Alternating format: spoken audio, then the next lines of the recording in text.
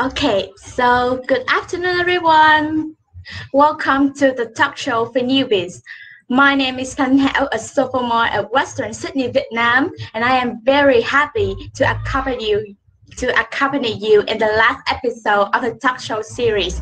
So, as you already know, in your overall journey at Western Sydney, you will be prepared to become a global citizen through three perspectives, including acquiring good English skills, getting a distinction university degree, and then becoming employable at multinational companies. So, with the slogan Recipe for Study Success, this talk show aims to provide you with sufficient information and really cool tips so that you can do well on stage one subject. The series has been through most of the subjects, and now here you are at the very last episode of this week. Today, we will cover two subjects, including academic English and business communications. These two courses are the foundation of your university journey and know a similar way of studying. So I hope you will listen and take notes carefully to prepare well. So for today's agenda, we will have 10 minutes for the introduction, about 45 minutes for the panel discussion with guest speakers, 45 minutes to 1 hour Q&A section, and then I will wrap up all the learning points today. If you have any questions, please write them down in the question box. We will collect and help you to answer in the Q&A section. So now, I can't wait any longer to introduce to you the two very important guests today. They are the key to all your concerns right now. Please send your warmest greeting to meet Anna and Ngang.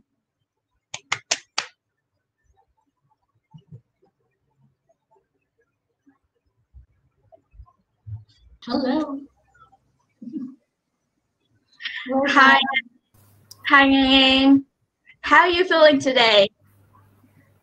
Well, I am feeling really delighted, and I am really honored to be here with Miss Anna and Tao to meet all of our new students. So what about you, Anna? Hello, very nice to see you guys. Long time no see. It's good to see you. Feeling great. It's Friday, end of the first week of our semester, so it's great. I'm very happy to be here and talk for the newbies. So, Miss Anna, please introduce yourself to our students. Hello, students. Some of you may have already met me in our classes this week. But if you haven't, my name is Anna. I am from Russia, and I'm a teacher here at Western Sydney University in Ho Chi Minh City. And I have been teaching here for 2 years. But before that, I have 15 years of experience teaching university students in my native Russia, in Moscow, and also in Tokyo, in Japan. That must be it. So, guys, I guarantee you, Anna here is not only pretty, but also a very dedicated teacher. So you must be very lucky to study with Anna. So, Ngang, can you have a brief introduction? So, well, as you already know, my name is Anne, and I am a sophomore at Western Sydney, just like Tao. And we actually been working on a lot of projects together. So nice to meet you all. And just so you know that I used to be one of you too, one of the newbie. So don't be afraid to ask questions, and I will try my best to answer as many as possible. Okay, so Ngang here is my beloved friend who is very serious and responsible for her work. So I believe that she is the one that you can rely on today. So besides Anna and Ngang, there's also a helpful guy off stage who will help you to answer your questions. So his name is Lê Yi. So can Lê Yi say hi to our participants in the chat box? Okay, so thank you, Anna and Anne, for joining us today. So now we will come to the panel discussion to explore these two courses. So first of all, let's ask Anna about these courses. Well, Anna, will you tell us a little bit about the academic English course first? Why do we have this course when all of the students already have the IELTS certificate at 6.5 minimum? Well, guys, I hope you don't think that 6.5 is all you can possibly achieve. I honestly think, and I know, that you can be so much better. But importantly, the most important thing to understand is that academic English course at ISB here is not about improving your language skills per se, not necessarily, such as writing, reading, listening, and speaking. You're all familiar with these 4 language skills when you get ready to pass exams, such as IELTS. I know this. And you worked very hard to achieve the grade that you have, and it's great. But academic English class is class which prepares you for life at university. It equips you with actual useful practical skills to be a university student. For example, research skill. You're going to do, throughout the university years, you're going to do a lot of independent research on whatever topics you're studying in your major subjects. And you need to understand how this process works. And academic English class is a way to introduce this process to you. In academic English course, you also develop logical thinking and building an argument, making it logical and supporting your argument with evidence that you find through your independent research.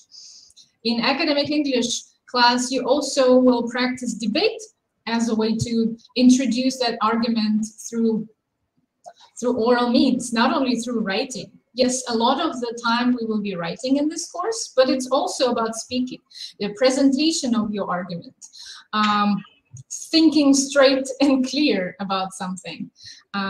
Another important foundation aspect is the critical thinking skill. For university students and in life as a whole, it's absolutely essential to be independent in your thinking, not take things for granted.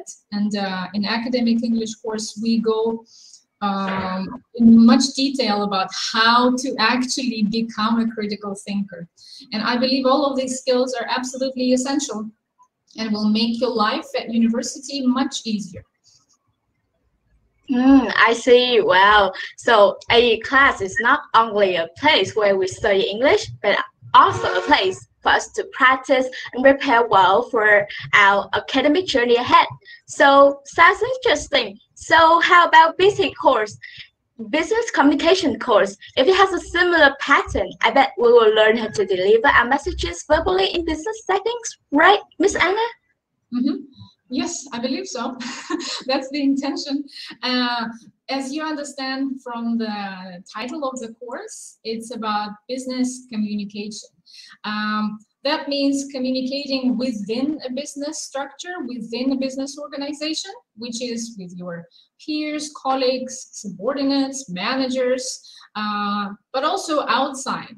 Throughout the course, the students will be engaged in a project where they will work with a company, with an actual maybe local small community company organization, and communicate with them, try to use all the principles we learn in class. So it's very practical, not after the course is over, but already as the course goes on. Another important aspect of business communication class is that it teaches you to work in a team and to resolve conflicts in a team, so work efficiently as a team member. And this is, again, essential in life, not only at university. But you will see how it's practically useful in all of your subjects that you study in every semester of your university experience, your university journey. Last but not the least, business communication course also presents you with presentation skill. It equips you with the knowledge and understanding how to deliver your message through means or through visual means, through verbal means, through non-verbal means. So it's really delivering a message is not only about crafting an email. It's also about understanding the basics, the foundation of what message really is. And I think it's a very interesting and practical and also reflective course. So you can understand yourself better as a communicator, and maybe hopefully become a better communicator. That's cool. Well, I can see that these two courses are complementary, right? So now let's go in more details into each course. So let's begin with academic English class first. What are your first impressions, Ngang, in this class? Well, so honestly, I was a bit nervous at first. So we were put in groups where I wasn't exactly familiar with any one of them. And you know, teamwork is really important here at Western Sydney, especially in this course when we do have a group assignment. And therefore, I was a bit worried to, you know, working with new people. However, eventually, I was glad I was able to meet them because they opened up a lot of new perspective for me, and it was quite an experience working with them. So Thảo, I remember you were my classmate at the time. So do you have the same impression like me? Well, I have a pretty good impression of a class. Well, because right in the first class, Anna told us to stand up in lines and talk to people that I didn't know.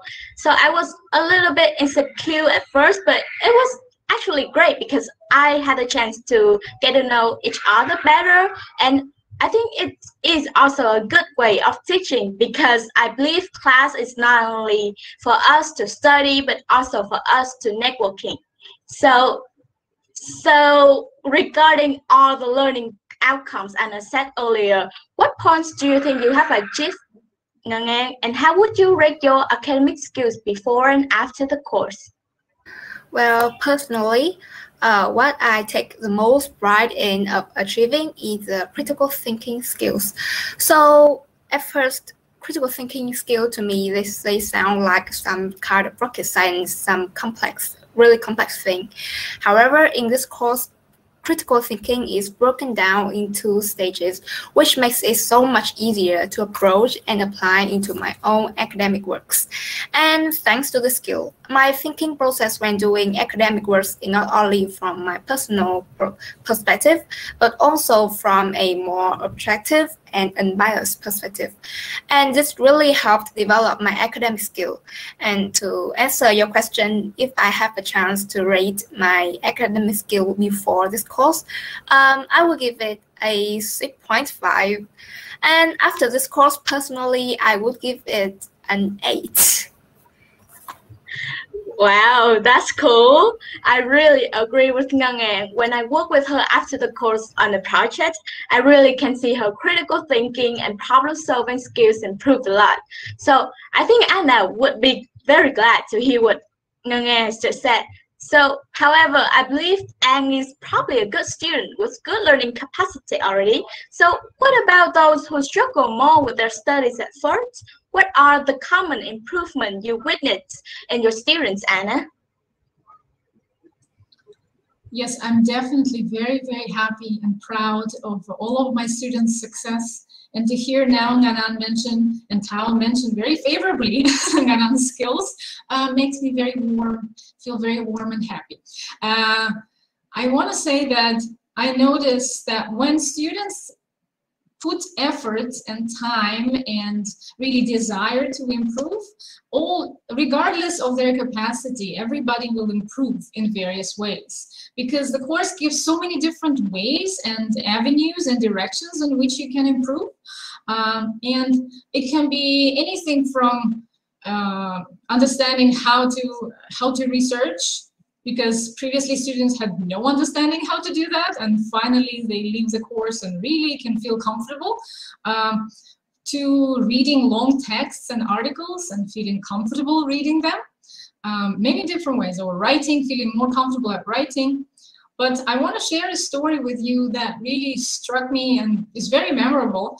At the end of the course, I asked all students to provide a self-reflection and talk in it about their own progress, as to their own assessment, what is their own progress in the course. And it's always fascinating to me to hear what they are saying. To hear students' perspective is the most interesting for me. And a couple of semesters ago, I had a student who said that there was a boy, and he said that he was so proud of himself unexpectedly. At the end of the course, he suddenly realized that he improved without any desire to improve. So if it makes sense, in the beginning of the course, he just wanted to pass. He was ready to do the minimum. It's, you know, sometimes some students are like that, and maybe wanted to pay more attention to major or other subjects, but did not have any big high goals for himself. But when the course was over, he realized that he never missed a single session, which is very rare, I want to say. That he did every single homework assignment. And you should know there are a lot of them in this course. And it's really quite an achievement not to skip any. He was comfortable writing, even though before it wasn't his favorite skill, and he didn't quite like it. And even though he joined, just like Nanan and Tao, joined people he didn't know first in a team, they became very friendly and helped each other and supported him, and he was able to support his friends. So all of that became such an amazing experience for him, and he was proud of himself by the end of the course. So for me, this is the best improvement I can hear about, when students understand what they have done and feel good about their effort. That's my highlight, and I always look forward to those reflections at the end of the course. So I actually can relate to that. And you know, sometimes my skill develop without even me knowing it. And all the materials, all the references I read during the course was actually broadening my knowledge. And to be honest, looking back, I was proud of my progress as well. Thank you. So I think that is a very inspiring story from Anna. So, you know what? When I do this talk show, I also did take a look back on my reflection, and yeah, I can see that those improvements were real, and it helped me a lot for my study afterwards. So, our newbies, I bet you may be a little bit overwhelmed after those sharings. So I personally think that having a learning strategy may help you a lot to keep you motivated and get along with the course. So Ngang here is someone who can help you with that. She achieved a pretty high score in class. So can you review to us a little bit about your ways of studying, Ngang? Okay, so one of the most helpful things that I practiced during my course is to make full use of my own homework. Rather than homework, I use it as a form of self-reflection. So usually there are two types of homework, a written one and a video format one. So as I progress with the course, my homework is like a diary to me that directly reflected what I have learned, as well as helped me identify the mistakes I have made in the previous session and what I need to improve. Usually, this is my method. I would note down what I think needs correction, what I think there are room for improvement. However, I think that there's no one size fits all, and what works for each other will vary. So, Miss Anna, do you have any other suggestion for our newbies to improve on their skills in academic English?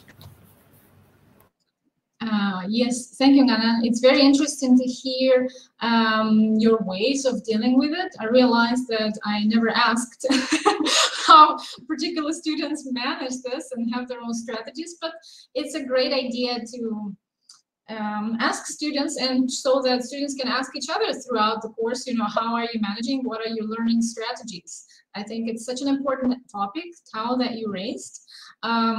What I consider as helpful in your studies, and I understand that you're taking many subjects at the same time, and maybe for different subjects, different strategies will also be working.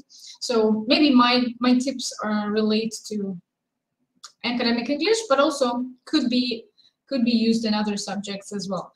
I think that the idea of understanding why you are doing something and how it's helpful to you in a practical level is going to help you have an open mind and good positive attitude to doing the work. Because maybe you understand even from your past time experience studying, sometimes when you do something but you don't understand why you're doing it, it becomes less interesting and just makes little sense, right? So at university, be critical and be reflective, understanding why you're doing it. This somehow relates to Nanan's point, right? Other tips include being proactive. That means working with an open mind with your teammates on the goals that you have, being proactive as in open to communicate with the teacher. Not all students feel comfortable at first to ask questions. I want to invite everybody in all subjects to be very open and proactive in that way. You will find that lecturers appreciate questions, in fact. If you are, as a student, asking me a question, I understand that you are listening and you are engaging with the content and with me. So it's absolutely favorite thing for me as a teacher when students ask questions. Communicating is important. Also, dealing with feedback is very important and going to help you. In academic English and business communication class, we're going to give each other feedback on our work and receive feedback.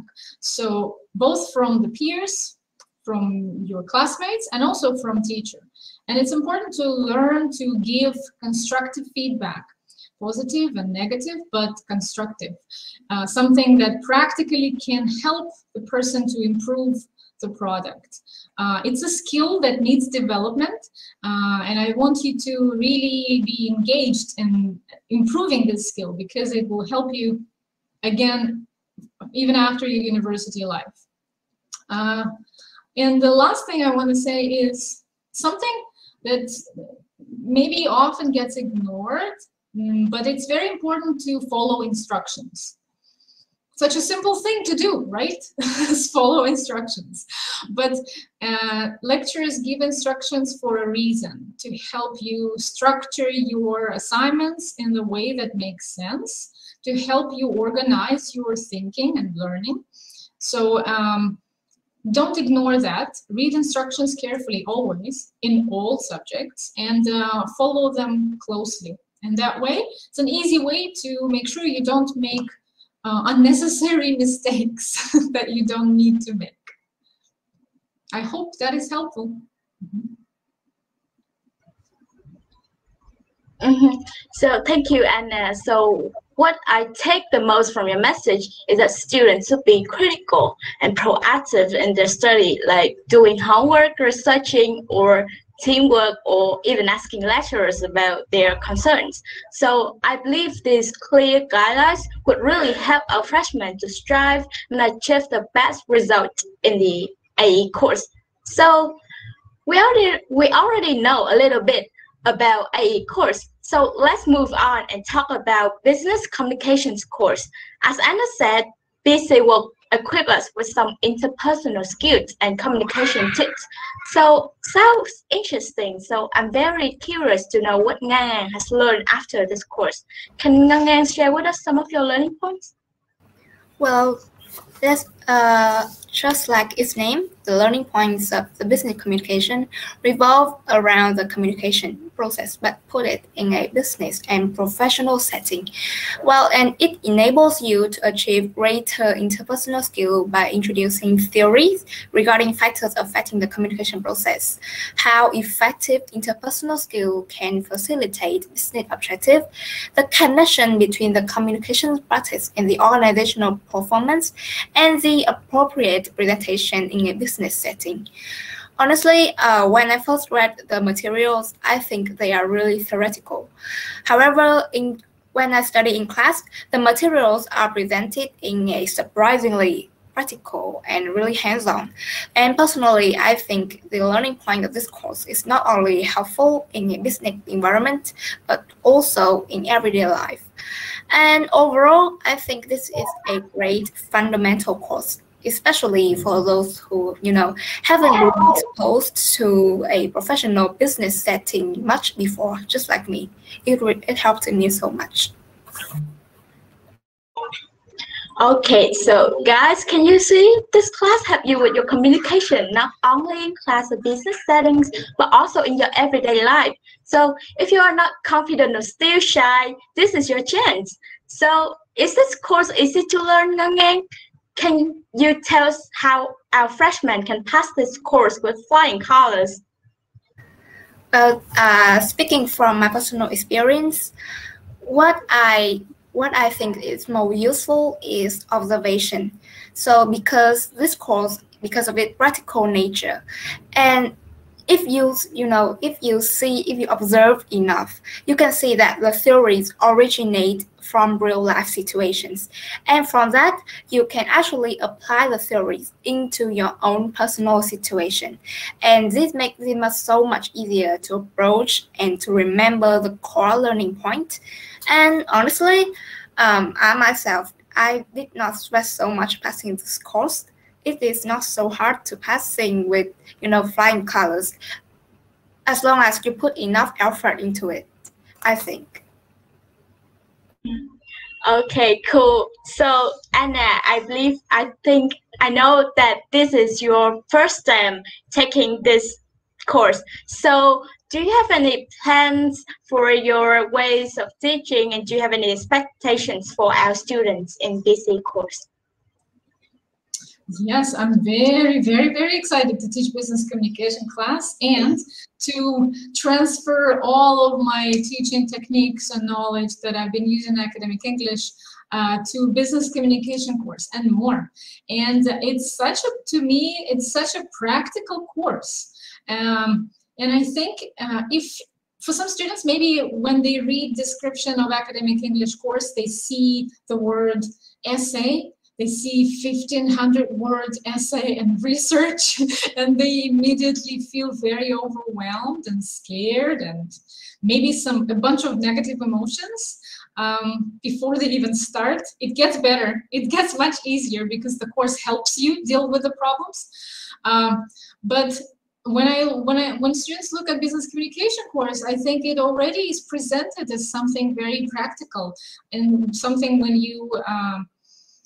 you'll go and do something. You will look at the way you communicate and actually initiate communication with a company, which may be for many of you the first time to actually officially, professionally engage with an organization. And I think it's so exciting.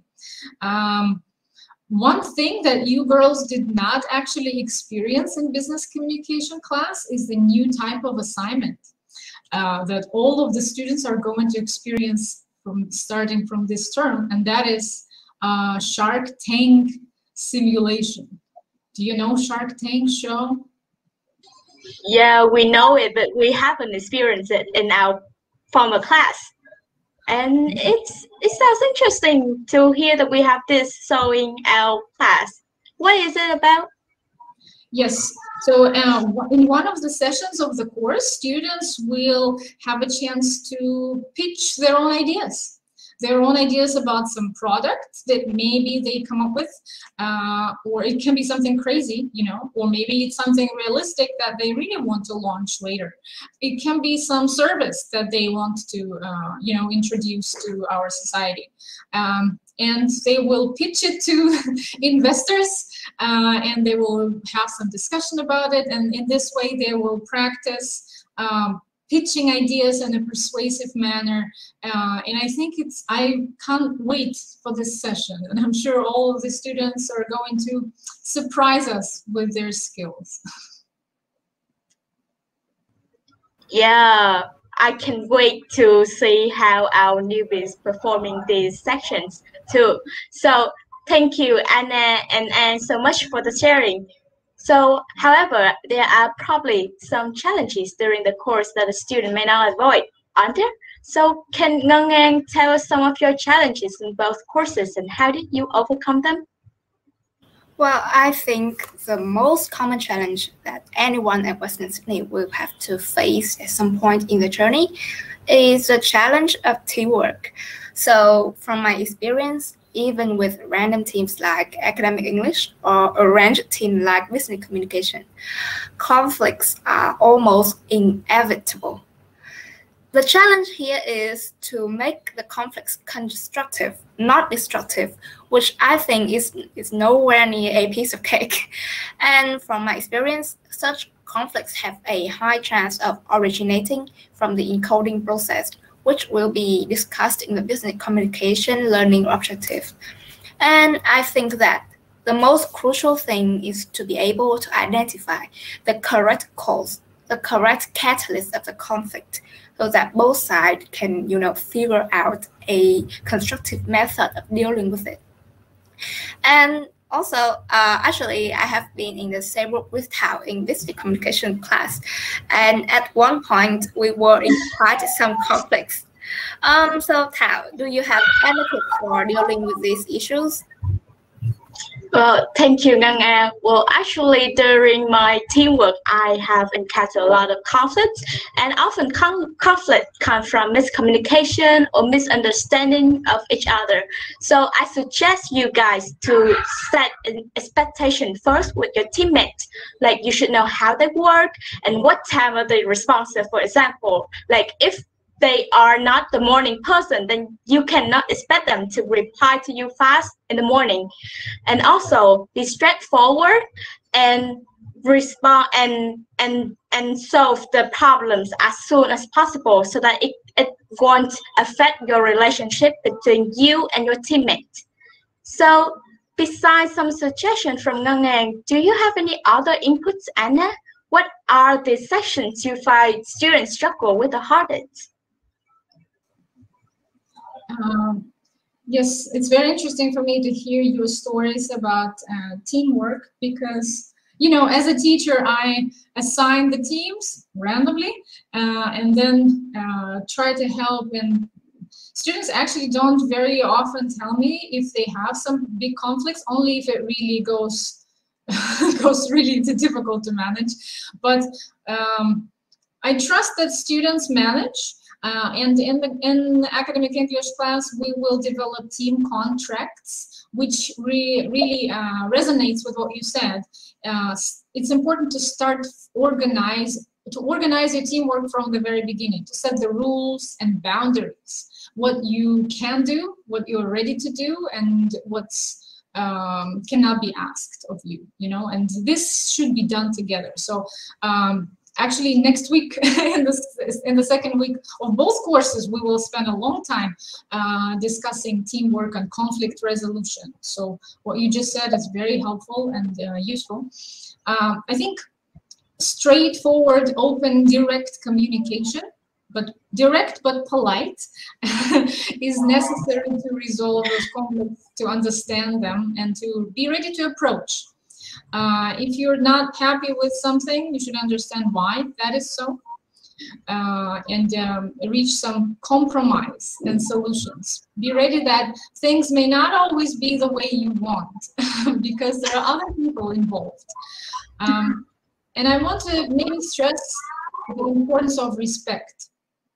Particularly in teamwork, respect other people's decisions, respect other people's time, and value other people's time and effort that they put in their work. And again, if you have any trouble, you can always talk to your peers, maybe even students from other groups, because some students face similar problems and maybe they have figured out how to solve them. But business communication course I believe will give you a very good baseline on how to deal with such situations. Speaking of academic English course, the struggling moments for many is dealing with referencing. This is something that I see students again and again trying so hard. Somebody manages it and very well, and in that case, I always invite you to find the people with the strengths find your classmates who deal with something very well and ask for support. And in this way, you can mentor each other. Teacher will always provide support, but your class is quite big and everybody has certain strengths. So there's always somebody who can turn to if you want to improve your speaking skill or your referencing.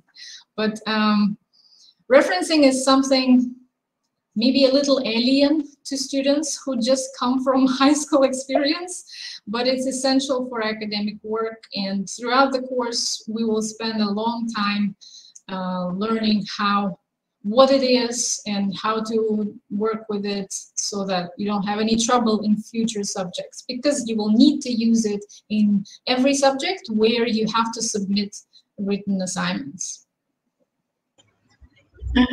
Thank you, Anna. So I think that those advice that Anna give are very helpful for you guys to oversee challenges and deal better with challenges in the future. So to all freshmen, you can see that your journey ahead will not be a road full of roses. This is where you are mainly responsible for your own development. And there will be a lot of hardship around the way, like teamwork, deadlines, or reports. However, struggles come with rewards. So if you really put the effort into this journey, like you are proactive, you're flexible, you listen, and then you communicate well, I believe you will grow a lot. So remember that you owe your journey. Okay, so Nga, apart from your efforts, do you seek out any external support? Because I know that we have some programs at school and a huge number of alumni to support us. Well, I am proud to say that the lecturers was one of my biggest sources of support. Miss Anna, Mr. Chris, as well as Miss Ling, who were my business communication tutor, they were really dedicated to their work. And they always checking on the students who make sure that they got the help they needed. And I'm sure my classmates feel the same as well. So additionally, I think that our friends can be one great source of external support. Western Sydney is an open, supportive community. However, the point is you need to let them know how they can help you, what they can help you with. So I think my advice is to do not be afraid to ask for external support if you feel the need to. Yeah, you have to speak up for yourself. That's what I have learned from my experience. Cool. I agree that our school is trying to provide the best support for us. So you can also feel free to give feedback directly for any better support. So last question, can Ngang sum up all your learning journey and tell us what are your secret tips to get the most out of AE and BC courses? I wouldn't call this a secret tip. And actually, Anna has mentioned it just a few moments ago. And I think that it is quite related to my challenge, which is teamwork. I think everyone should think about setting up guidelines among group members. I know that it may sound really formal and you may want to work in a friendly, informal environment. However, the guidelines, they don't need to be rocket science. They don't need to be so complex, so strict. They can just address the basic matters like meeting deadlines, weekly discussion, etc. And I promise you guys, speaking from my own experience, this does wonder to the group performance because everyone knows exactly what they are expecting from other teammates and what are expected from the teammates. So, you can compromise and, work in a harmony environment. Yeah. Thank you, Anna and Ngang. So before we move on to the Q&A section, I have an interesting part for you. So before this talk show, we collected some rumors or myths from our freshmen about these two courses. So can I ask you to uncover this myth? Of course. Okay, let's do it. Okay, so we will go on to the first myth. So the first myth is that, okay, so let's wait for the slide to move so that we can see the first myth. Okay, so the first myth is that a student is worried because there's a lot of homework in a class. So I think this is interesting. So I also knew this rumor before I enter your class, Anna. This scares me a little bit indeed. So can you explain yourself? Can you now? I have to explain myself. Well, I have more news for everybody now. Business communication course also has homework. Yes, and I have reasons for this, of course. Every teacher has reasons for how the course is structured. So, first of all, trust your lecturer. They know what they're doing. And there is a reason for this. I want to note that I said before about consistency. I mentioned consistency in the very beginning, and learning takes time. Learning is a process. It's not something that you prepare for once in your term or twice, and then you submit your work and then expect it to be great. If you take small steps, you gradually, in small, maybe not so difficult ways, you become better. Because you have tried something, you have done something, you have put in the time and work, and you also get into the habit of regular, consistent work, and this habit helps. So that's part of it.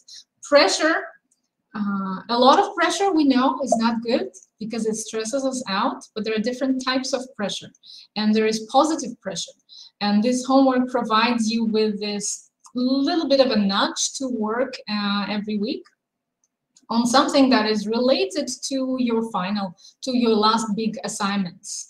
So you can think of homework as contributions to your bigger assignments.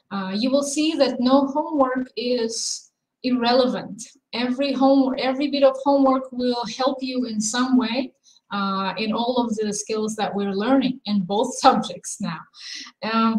And like Nanan, you mentioned before that homework comes in two different types. Now that the school uses Canvas, we will also introduce discussion posts on Canvas as another type, and it will be a little more interactive with other students. So this variety, I believe, makes it more interesting, and sometimes you can choose which option you want to do for your homework. And again, like Nangan said, this is also a reflection opportunity. You can always go back to the homework that you have done a few weeks ago, take a look at it and see how you have improved, what has changed. So homework is a necessary evil, if I have to say, but I don't think it's evil. I believe it's absolutely useful to everybody who does it.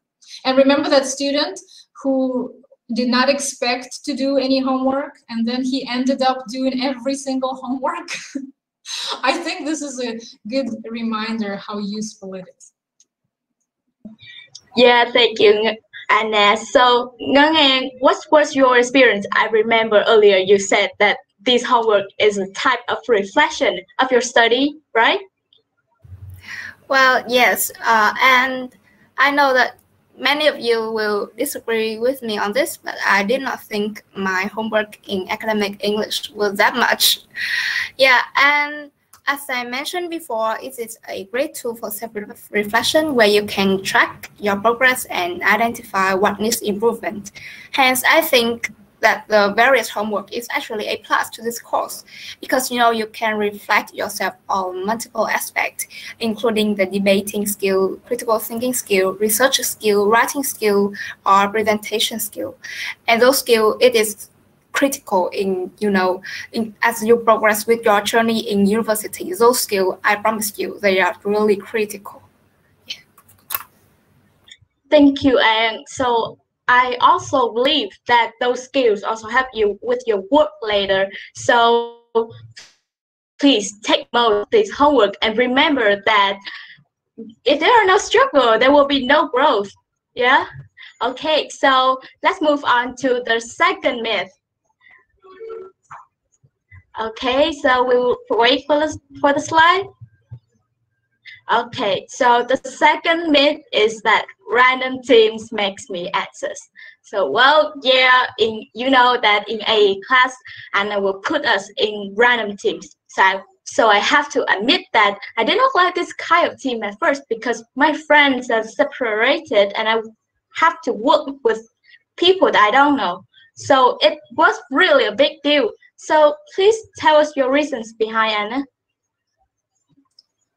Oh yes, this week I told you that I have met the students already, and we did a similar Q&A part in class, and in every class there was a student who asked, why can't we choose our group mates? I want to choose my group mates. So I believe it's a very common belief that random teams are scary, especially before you meet those team members, right? Some people say, why do I have to work with the strangers? Well, nobody's a stranger once you enter this university, right? Now they become your classmates, and they are here for the same reason as you are, to learn this subject, and you're all in it working for the same goal. So once a group of people is working for the same goal, you already have something in common. This is something that you don't even need. This unites you already, even before you became smaller teams. So I think the change of mindset, change of perspective is necessary for students. And I understand it can be difficult, but I hope it's something that grows easier when you experience it in other subjects, and you are not so averse to random teams and more open to make new friends. In order for you to reduce that anxiety, in my class at least, I help you first to communicate with as many people as possible during class, the first session, so you can get to know each other before you start being a team. The thing is that all university students, most university students come to university class with background of high school, right? And in high school, as you all know, you're always in your comfort zone. You stay with the same people for many years, and you're friends, and it makes you feel comfortable to be in that zone.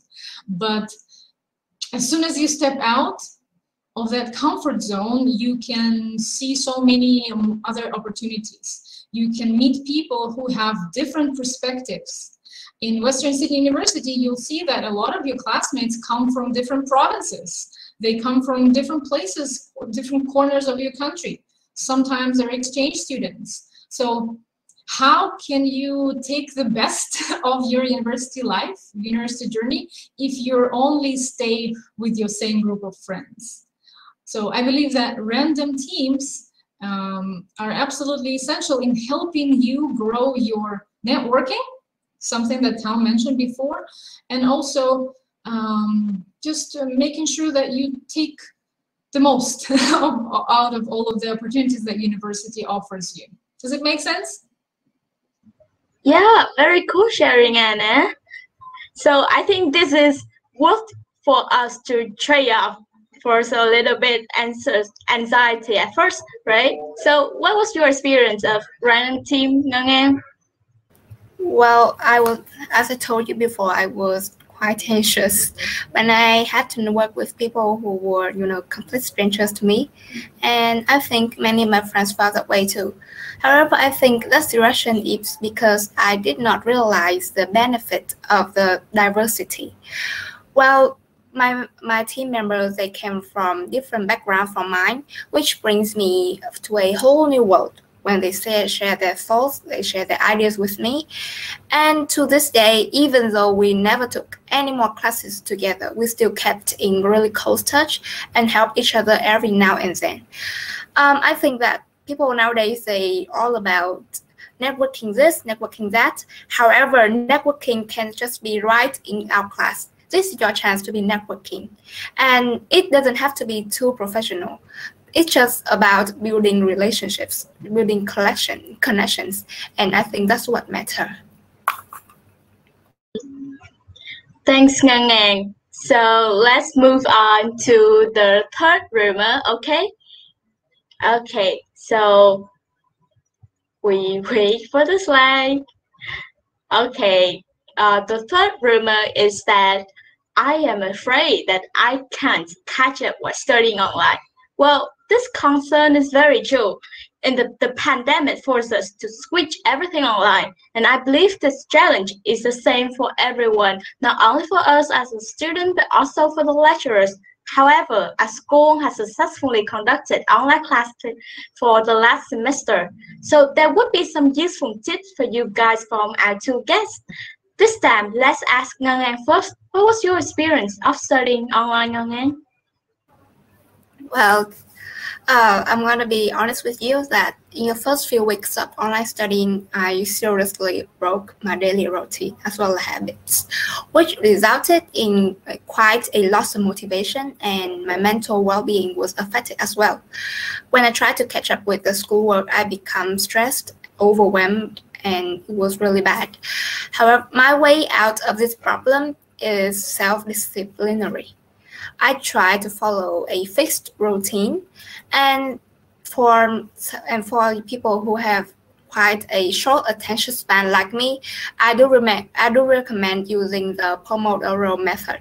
It's a method that it divides your focus time into blocks of time, so that way your brain will not feel like you have been in the same position for too long. And I do recommend this method for anyone who has a short attention span like me, and I hope it can help you too.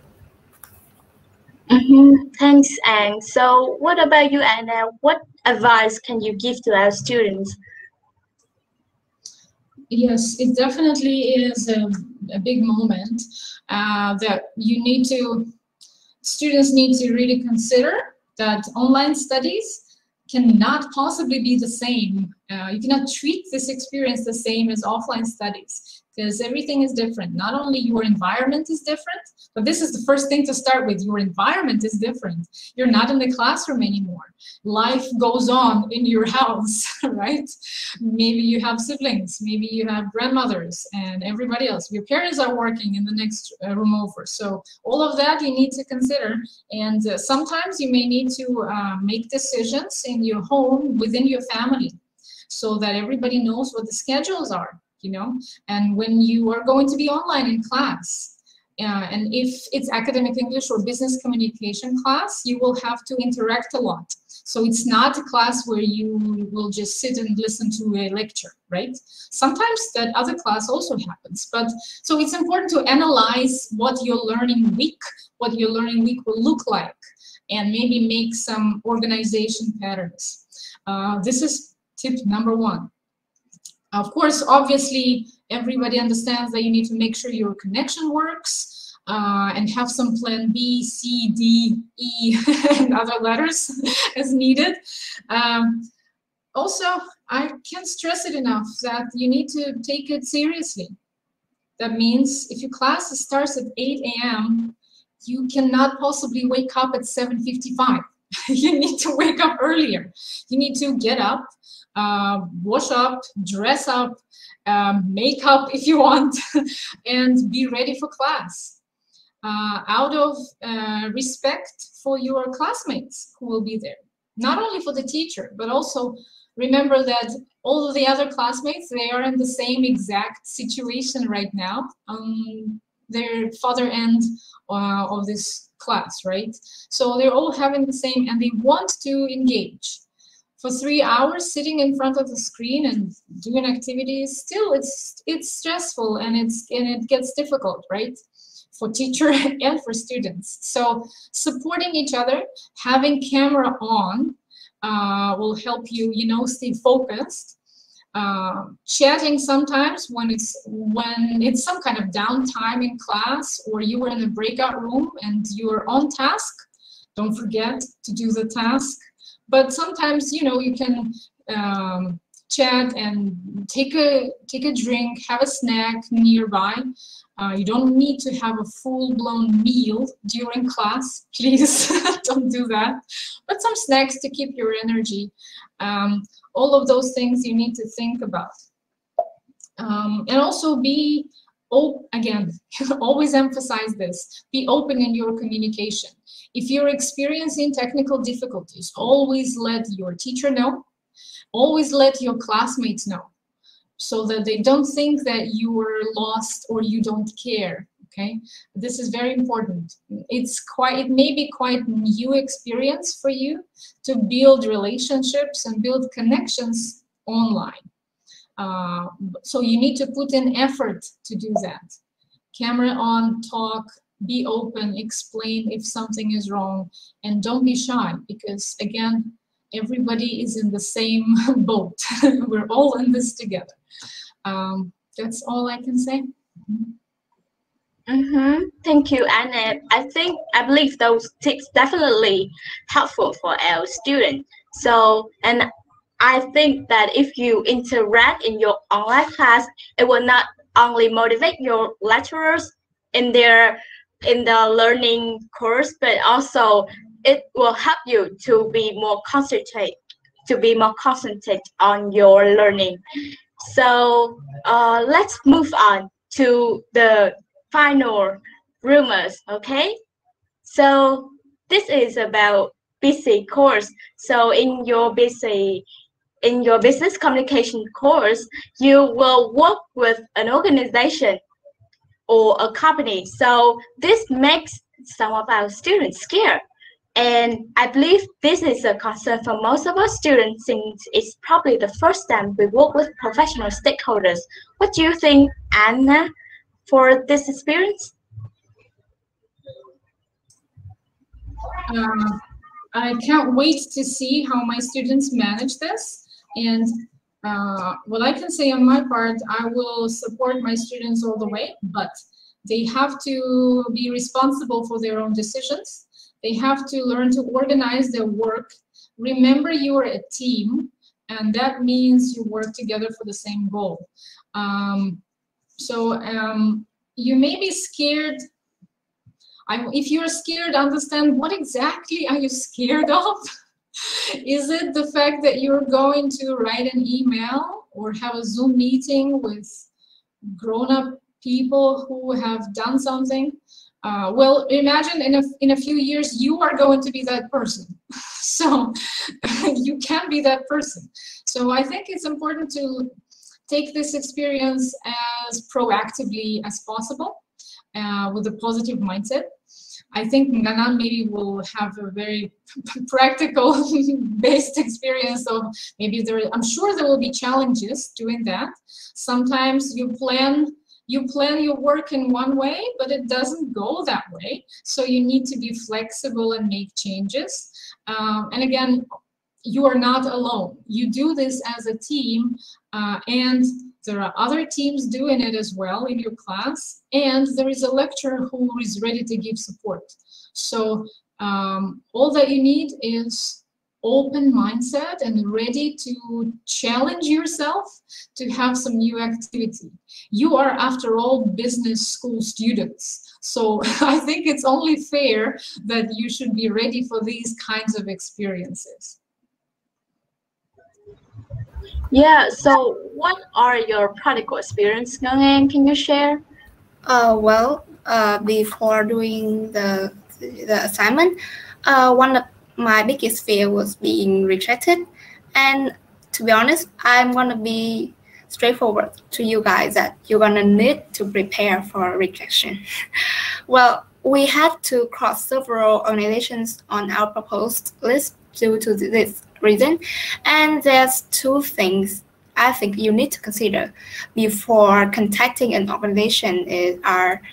Number one is the purpose of the organization and what you can offer them regarding that purpose. This can increase your chance of getting accepted if what you are offering is aligned with their organizational objectives. And another thing I think you should pay attention to is you are gonna receive feedback, like really straightforward feedback. There's not gonna be, all good and there's no negative feedback, there will be negative feedback.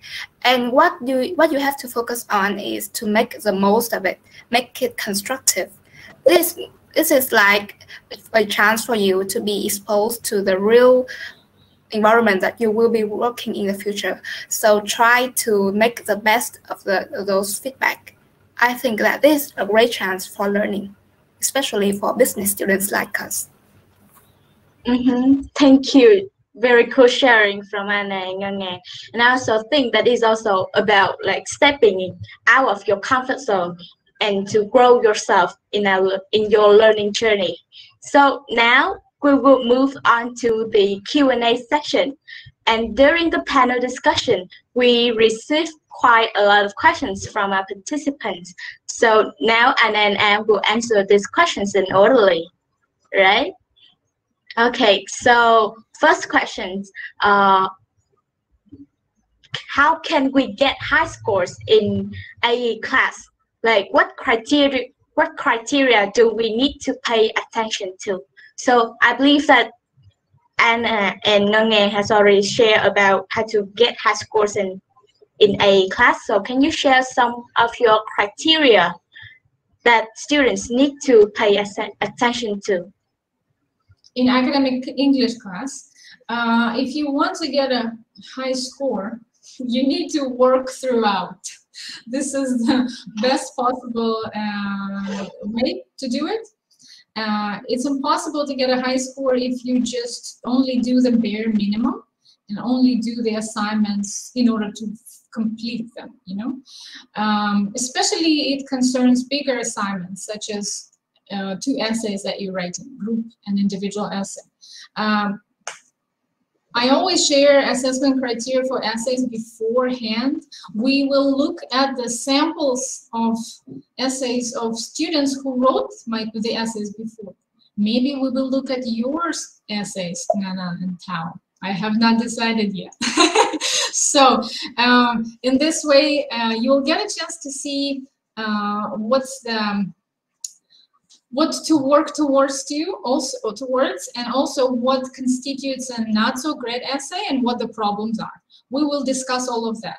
I believe that in academic English course, the biggest challenge for students is writing part. There are presentations as well and homework, but from what I hear, writing scares the most. So I want to say that come to class, definitely don't miss the sessions, because every session gives you very practical step-by-step ideas to make your essay better. And if you skip something, we don't have time to fill you in on this. So it means that you miss some important elements. Referencing or building argument or using evidence, all of those elements are important. Critical thinking that we talked about before is one of the most important criteria for your essay. What it means, just to be very short right now, is that you need to consider the problem that you're writing about from various perspectives. Very often students opt to just think in terms of good points, bad points, positive, negative. But this is just the beginning step. Consider it as the first step of critical thinking. But there is so many more. There are different perspectives to take into account and different angles.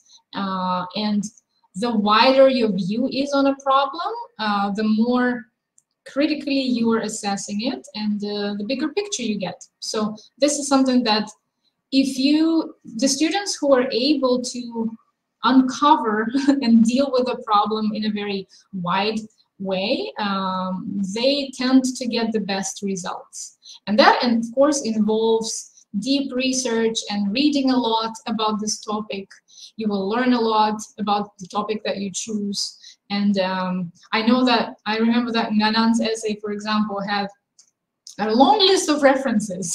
So I don't know how you managed reading so much, but also bringing all of that in your essay in a meaningful way, you know, and trying to make sense of that. If you're a student who is ready to go through that process on your own for the final essay, you are going to get a high score.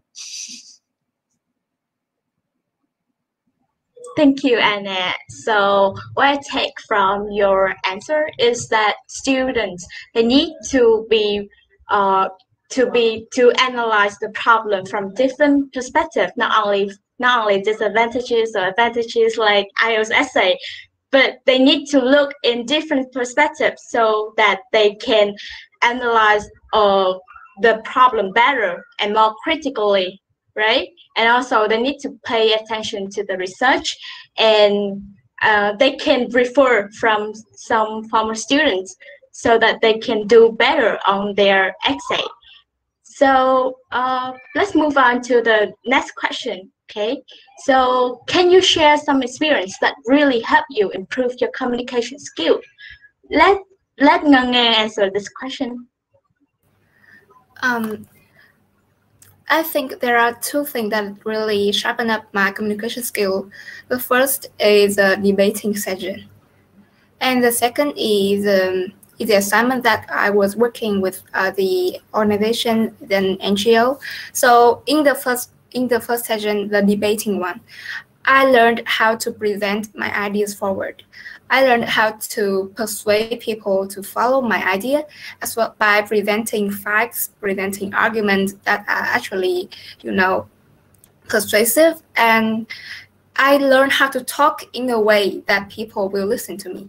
Yeah, I think it's a really serious and critical matter when you are in the business world. And the second is when I work with an organization, I know how the process of communication is different from the daily life and the professional setting, and how the theory can be applied into the professional practice. So I think this is quite an experience for me to expose myself, step out of my comfort zone, and improve my communication skill. Thank you. And so the advice from Ngang is that you should practice on your debating session, and also on the process of communications, right? Yeah. Okay, cool. So let's move on to the next question. Let me see. Okay, so there's one person say, I usually add fillers when it comes to speaking, and I think it will be problematic when presenting in front of a lot of people. So can you suggest some tips to fix this habit? I actually use a lot of filler too, so I think I can answer on this one. The first thing is you cannot immediately change it all. It's like a habit of yours. So first of all, let's try to find alternative. When instead of using or using the long fillers, let's try to say, as I mentioned earlier. And I think that it's a great way for you to practice not using so much filler in your presentation skill. Another thing that helped me with dealing with fillers is to prepare beforehand. I think a good preparation will help you be in a good mindset so that you can feel more confident about what you are talking about, and hence you can reduce the amount of fillers you use in your talk. Yes, thank you. Can I add something to it? Yeah, cool. Thank you, it's great, and I completely agree with what you said. And the one tip that I like to give the most, and it's not only about fillers, it's about anything concerned with presentation, is always record yourself. If you're only concerned, record and listen, not just record and forget about it, but record and actually listen and work with this. If you're only interested in removing certain language problems, such as fillers or anything else you notice about yourself, you don't even need to record a video, right? You can just record yourself speak So this will reduce your anxiety and listening to that. Listen, and then what's going to help is transcribing that and actually seeing, like reading what you have said. If you read that and you notice that every single line has a yeah, like, you will see that that's absolutely necessary, and maybe you will truly understand the extent of this problem. And after that, you can apply Nganan's methods on actually maybe finding alternatives and working on it step by step. I cannot emphasize how important it is to have an outside look at what we sound like and what we look like when we're presenting. And in fact, video recordings that I believe are used in various subjects as an assignment, this is one of the ways to help you do that. You can always practice and you watch yourself. You don't like something, you improve it and make it better.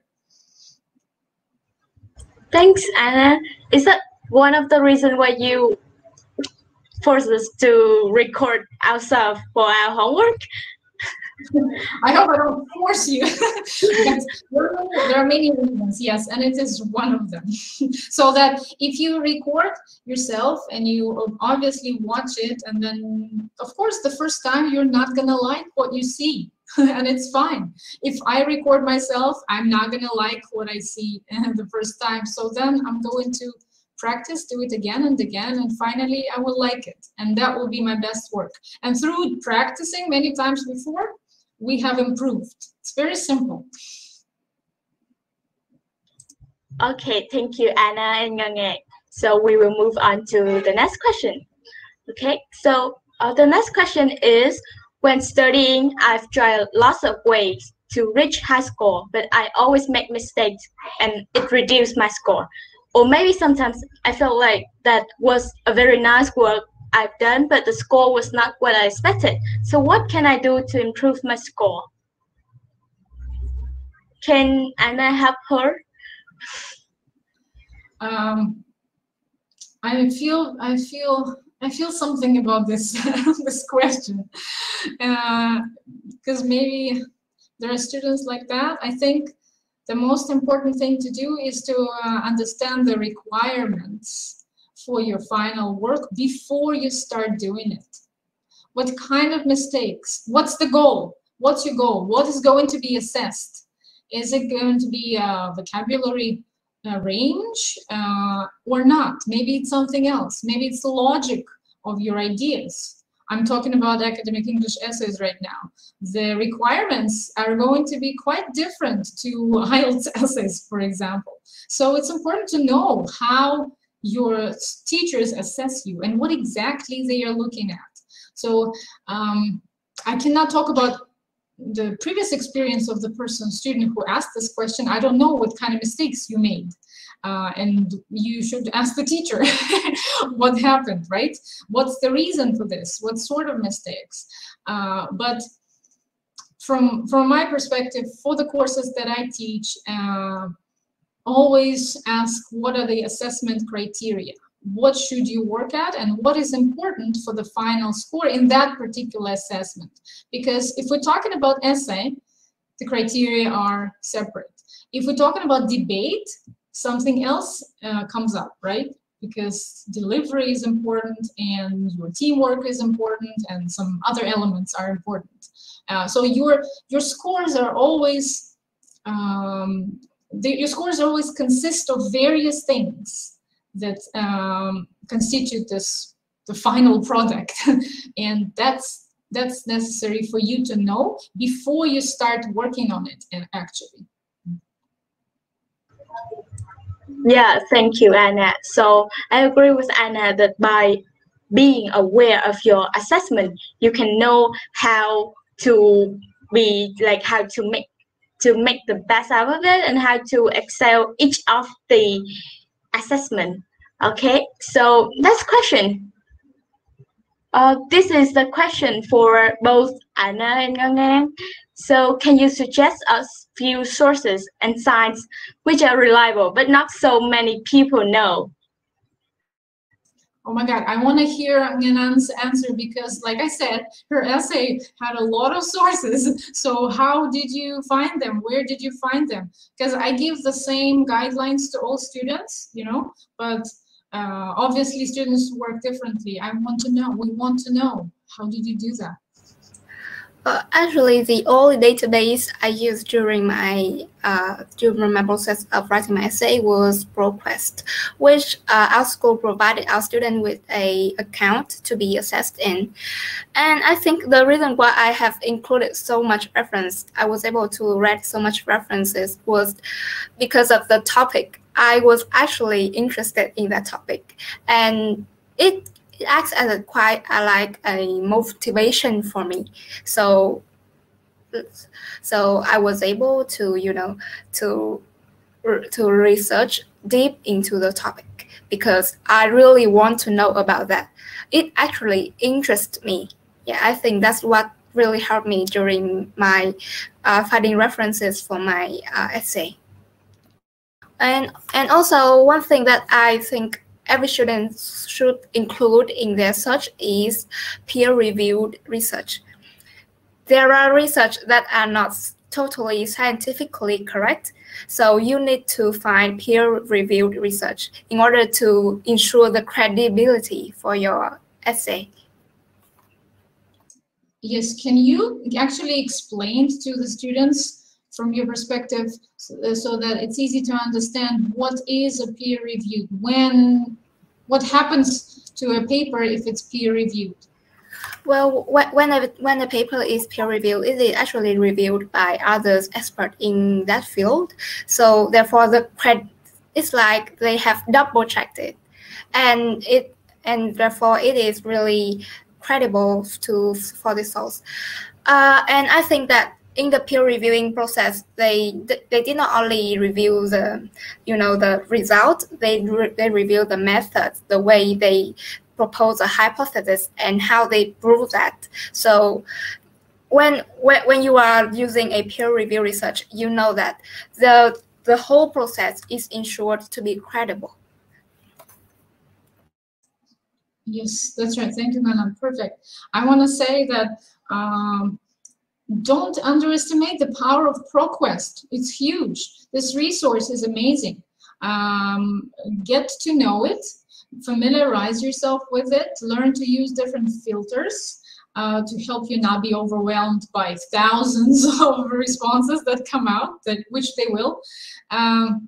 It's not really so much about where to look for the papers, because ProQuest can really be enough. You don't need to go to 17 different databases, in fact. It's about making choices in what you find and analyzing if this is suitable for you or not. And this is something we will study in class. We'll analyze sources, what makes them reliable, and so on. We'll do some tests. Just come to class.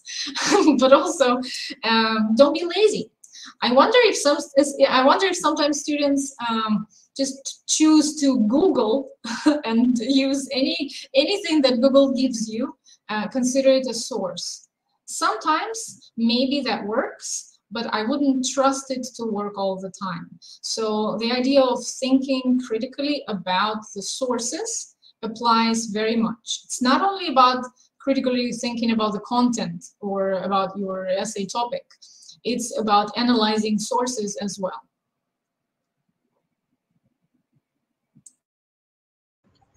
Okay, so what I take from Ngang and Anna is that ProQuest is a big library where you can take advantage of it for your study. And maybe you are new to university, you are new to research, so it may take some time to discover it. But be aware that this is a useful source for your research. Okay, so next question. Okay, so this question is for Ngang Ngang. So as a student, I never jump until the water hits my neck. So can you share some effective way to schedule out time for assignments? Well, speaking personally, I used to be a procrastinator myself. I procrastinate a lot. Well, and my way out of this situation is responsibility. So usually, I will separate it into two parts: team responsibility and personal responsibility. So for personal responsibility, I list my deadline in my Google Calendar, and so that I can track what deadline comes first, what comes second, what comes last, and I can arrange the dates and the timetable for me to, complete them. And let's talk about the team responsibilities. I don't know if many people use this method, but it personally works for me. I and my friends, we formed study groups. So we share the work together. Each one do this one, this one do this one, and then we set a certain deadline. And then on that deadline, we have to be presented our work to each other. So it's like there are people working with you, and their performance is linked with you. So that, like, when you are in that situation, you have a sense of responsibility. You have a sense that you have to do that. This is not only for yourself. This is for a community. Therefore, I have the urge, I have the motivation to complete my work faster and on time.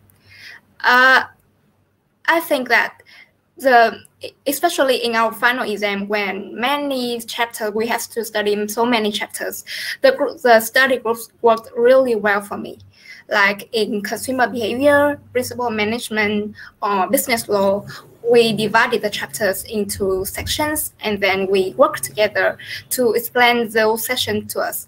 And actually, I got quite good results in the subjects where I use study groups. So I hope that you guys can form study groups too, and I hope it helps for you.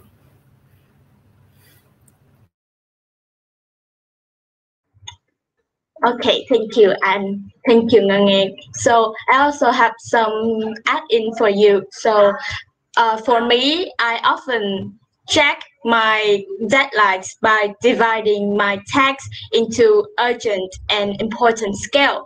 Like, this is a method, I forgot the name, but it will be 4 squares, and you should prioritize the square with urgent and important scale first, and then the square with not so urgent tasks but important tasks. You if you follow that method, you can know how to prioritize your tasks, and how can you know what task is important for you. Yeah. And also, I think by using Google Calendar, it can help you to view your tasks or your meetings or your class well, and you can take just take the most of it. And I think Anna here is also a busy person with apart from being a teacher at class, Anna is also having some other projects outside. So how do you check your time, Anna? Oh yeah, I wish I was good at employing these techniques that you're using. Every time it's a mystery to me how I manage many things, but I do, in fact. What works for me, I know what doesn't work for me. More screen time doesn't work for me, so I don't actually use Google Calendar. I don't use any devices to track my work. I very conservative in that regard. So I'll show you. I have many notebooks. I'm going to show you this one, and I have 17 different notebooks, and each of them solves a different purpose. 17 is not a real number. I'm just saying that a lot. It's a lot. So every notebook has a different purpose. And the big weekly diary is the place where I put what needs to be done this week, but also I plan for the weeks ahead. For example, at the beginning of semester, I plan already which weeks I'm going to have to mark a lot of papers. I know in advance when it happens. Because you guys submit papers and I have to mark them, and it's a long time, and give you feedback. So I know that this week I'll have to spend time doing that. That means that if I have any other extra things to do, I cannot really plan them for that week. And another, also I have a lot of notes in front of me here on the wall. You cannot see them, but trust me, it's very colorful, and I make a lot of notes. That is what works for me, because if I have an idea on a note and I'm done with it, I'll just crumple it and put it in the trash bin and forget about it. I make many lists, but lists can be tricky. If you don't cross something off your list, then it just moves to your next list, and it keeps moving forever. So I think Tao's point about the square of urgent and important for prioritizing is very good. My last tip is to consider your responsibility and responsibility in front of other people. So if there is something that you need to do because it's part of teamwork, I think it goes first, in my opinion. If I know that it's going to affect work of other people, then I think I will definitely prioritize it to be done first.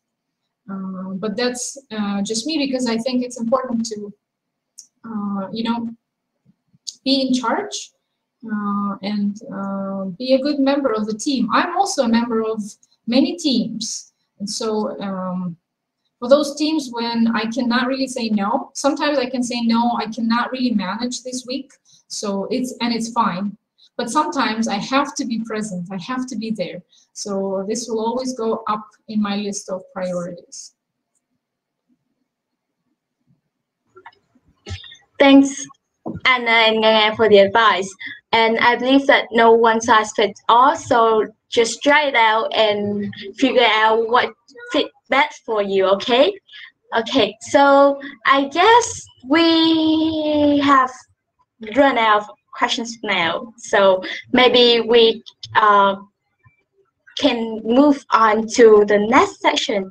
So we have been through almost 1.5 hours to discover these two interesting courses with Anna and I. So we have already talked about expectations, study methods, and challenges. So here, the learning points for both courses are shown on the slides. So you can take a screenshot to save for later. Okay, so let's see how the slides go. So how are you feeling right now, participants? Excited? Fulfilled? Nervous? Well, whatever feelings or emotions you have right now all make sense.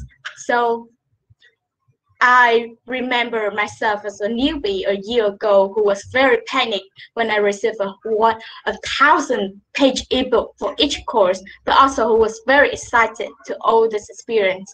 So I believe being a university student is a blessing because we are empowered to grow by our teachers and parents. So we don't have anything to lose, and we are free to fail. So however, as university students, we also have some responsibilities. Our voice and action matter to us personally and to our school.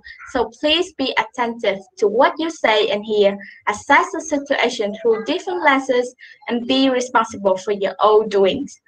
And so I hope you have some lessons for yourself now and be really excited right now about the journey ahead. The recordings will be sent to you via email soon. Questions which not have been answered will be directed to the student department and will soon be sent back to your email too. So I think we might need some slide next so that our participants can view the learning points and capture it for their journey ahead. Okay, so cool. So you can see in the slides that I take some of the advice from Anna and Yang for these two courses. So the first one, be independent in your learning, and then try to manage your time and follow instructions from our lecturers, and then work with your feedback and try to provide constructive feedback for your teammates, for your peers, so that we all can improve together. And then be open-minded, be open-minded to challenges, to viewpoints, so that we can learn together and to grow together, and also allow some space for pressure to growth. Okay, so finally, it's time to say goodbye. So thank you, Ngang and Anna, for becoming our guests today. Thank you to our beloved students for joining us. I hope you all stay safe during this pandemic and get ready for your exciting journey ahead. We hope to see you soon in our next coming event. Bye-bye. Thank you. Bye-bye. See you. Bye-bye.